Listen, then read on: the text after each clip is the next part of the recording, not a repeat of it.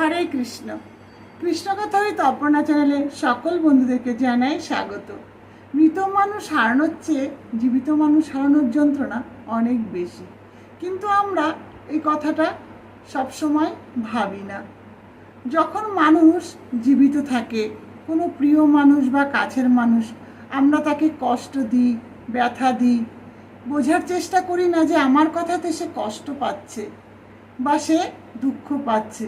কিন্তু যখন সেই মানুষটা মারা যায়, আমরা তখন তার জন্য দুঃখ প্রকাশ করি, কষ্ট পাই, মন খারাপ করি।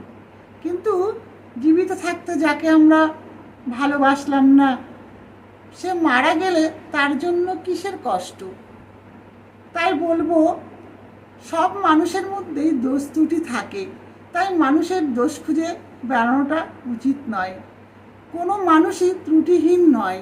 তাই যদি কেউ কখনো ভুল করে থাকে, তাকে সমাধানের জন্য রাস্তা দেখিয়ে দাও। কারণ আমরা যদি মানুষকে ভালোবাসি, তাকে শ্রদ্ধা করি, তাহলে কি হবে? নিজের কাছে, নিজের বিবেকের কাছে সৎ থাকা যাবে। আর প্রত্যেক জীবের মধ্যে পরমাত্মা রূপে ভগবান রয়েছেন। আমরা যদি জীবকে ভালোবাসি, তাহলে ঈশ্বরকে ভালোবাসা হবে। তাই বলবো, দোষ ত্রুটি মিলিয়ে মিশিয়ে সকল মানুষকে কষ্ট নয়, জীবিত অবস্থায় তাকে সুখ দাও, শান্তি দাও, ভালো কথা বলো তার সাথে, যেন জীবিত অবস্থায় তার যেন মৃত মনে না হয়। হরে কৃষ্ণ।